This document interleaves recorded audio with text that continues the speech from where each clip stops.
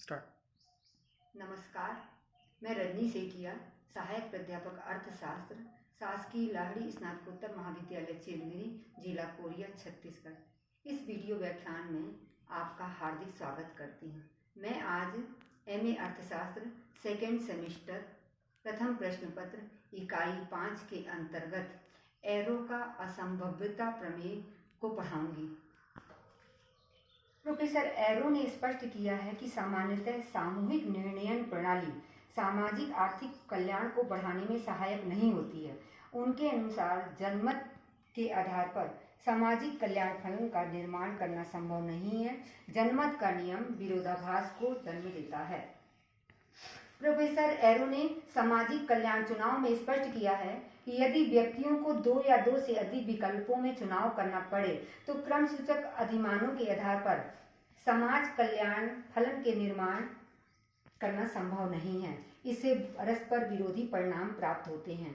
अतः ऐसे समाज कल्याण फलन का निर्माण करना संभव नहीं जो व्यक्तियों के अधिमानों पर ध्यान देता है। उन्होंने अपनी पुस्तक सामाजिक चयन और व्यक्तिगत मूल्य 1951 में स्पष्ट किया है कि व्यक्तिगत अधिमान संगत हों फिर भी सामाजिक कल्याण फलन का उपलब्ध करना असंभव है, क्योंकि जनमत का नियम विरोधाभास परिणाम को व्यक्त करता है।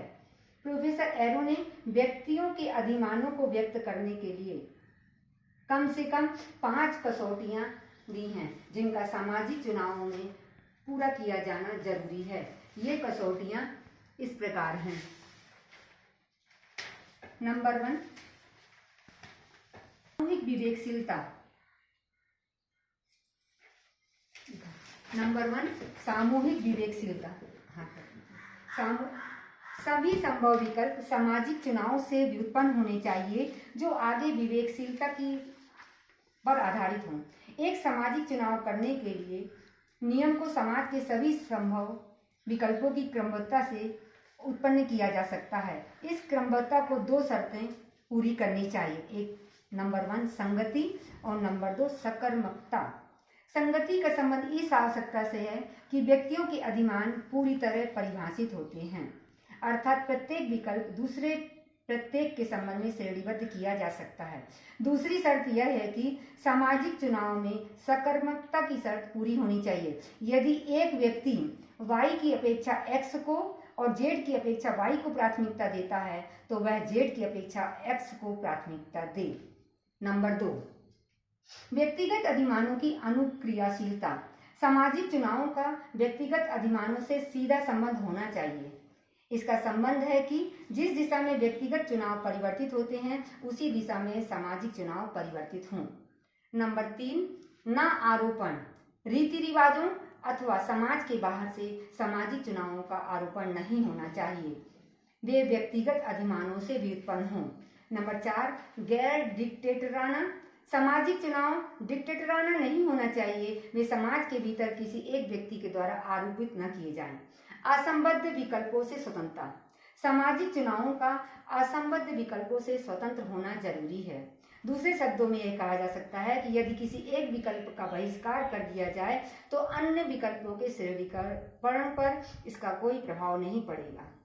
प्रोफेसर एरो ने दर्शाया है कि इन 5 शर्तों को पूरा करना और कम से कम एक शर्त का उल्लंघन किए बिना व्यक्तिगत अधिमानों के प्रत्येक श्रेष्ठ के लिए एक सकर्मक चुनाव प्राप्त करना संभव नहीं है।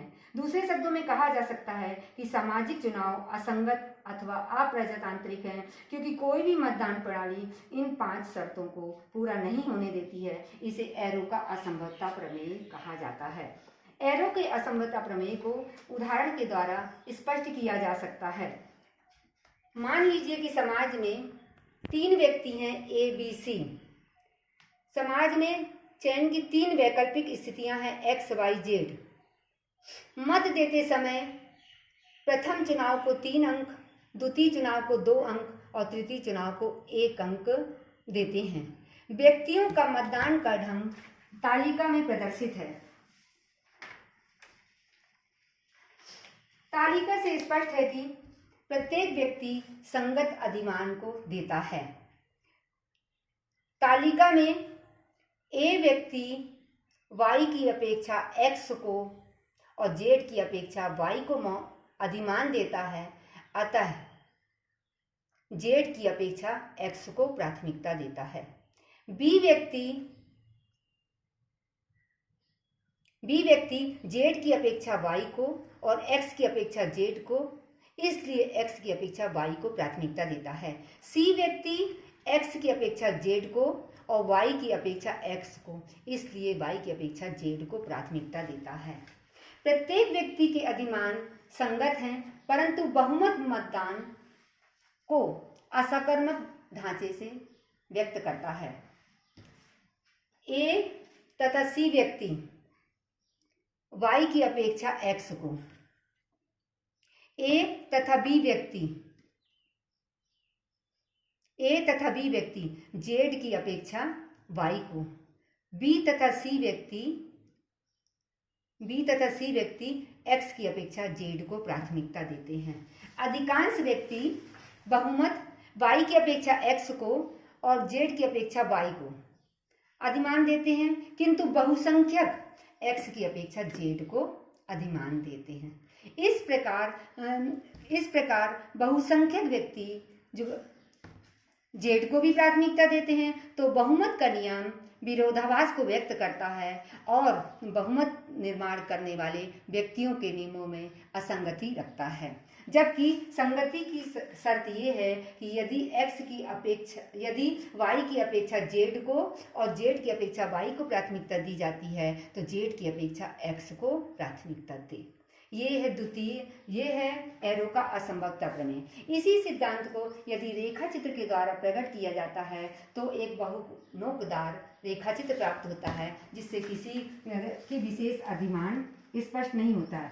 यह रेखा चित्र बहुत नुकीला ढांचा प्रस्तुत करता है। बहुमत का नियम विरोधाभास को व्यक्त करता है, जो बहुमत का निर्माण करने वाले व्यक्तियों से असंगति रखता है। इस प्रकार एरो स्पष्ट करते हैं कि मतदान की प्रक्रिया के प्रयोग से परस्पर विरोधी कल्याणपरक कसौटियां बढ़ती हैं। एक शर्त के अभाव में सामाजिक कल्याण फलन को क्रमबद्ध करना संभव नहीं है। इस प्रकार एरो का कहना है कि सामाजिक कल्याण फलन को प्राप्त करना असंभव है। इस सिद्धांत की आलोचना भी की गई है। ये कहा गया है कि बहुमत के द्वारा मतदान ढांचा का निर्माण अवास्तविक है। बहुमत के नियम अलग अलग मत को व्यक्त करते हैं, अतः किसी एक का श्रेणीकरण करना संभव नहीं। सामाजिक चुनाव एकमात्र विकल्प नहीं है। गणितीय राजनीति यह सिद्धांत गणितीय प्रमेय के रूप में है, अतः सामान्य को समझना इसे कठिन है। अंतर्वैयक्तिक तुलनाओं का हल नहीं है। इस सिद्धांत में जब वाई की जगह एक्स को प्राथमिकता देते हैं तो कहीं न कहीं हम अंतर्वैयक्तिक तुलनाएं करते हैं। सामाजिक कल्याण फलन को ये सामाजिक कल्याण फलन से संबद्ध नहीं है, इसलिए एक पूर्ण सामाजिक कल्याण फलन का निर्माण करना संभव नहीं है।